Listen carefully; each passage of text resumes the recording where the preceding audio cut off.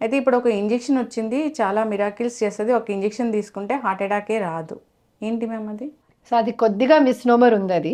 ఆ ఇంజెక్షన్ తీసుకునే heart attack రాదు అని కాదు. కానీ ప్రివెంటివ్ కార్డియాలజీ అనే ఒక భాగం ఉంది కార్డియాలజీలో. ఎలా ప్రివెంట్ చేస్తున్నామంటే మన కొలెస్ట్రాల్స్ని, మన షుగర్ని, మన బీపీని కంట్రోల్ చేయడము, ఎక్సర్సైజ్, ఇది అంతా మనం మాట్లాడుతూ ఉన్నాము.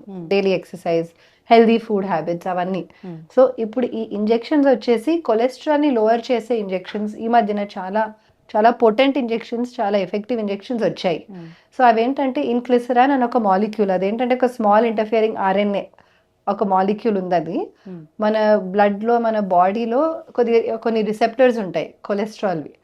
సో అది డౌన్ రెగ్యులేట్ చేస్తుంది కాబట్టి ఎల్డిఎల్ అంటే లో డెన్సిటీ లైపోప్రోటీన్ కొలెస్ట్రాల్ని తగ్గిస్తుంది బాగా.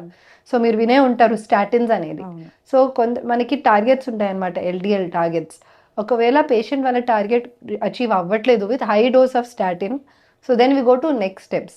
సో ఆ నెక్స్ట్ స్టెప్స్లో ఈ మధ్యన ఇవి వచ్చాయి, ఎందుకంటే అది 70% రిడక్షన్ ఆఫ్ ది ఎల్డిఎల్ అనేది జరుగుతుంది కాబట్టి ఎల్డిఎల్ ఎంత కంట్రోల్ చేస్తే అంత మంచిది. Cholesterols are controlled, so chance of getting heart attack is lowered, not that is preventing heart attack. So ఈ ఇన్క్లిసరాన్ ఏంటంటే these are ones in 6 months injections, 0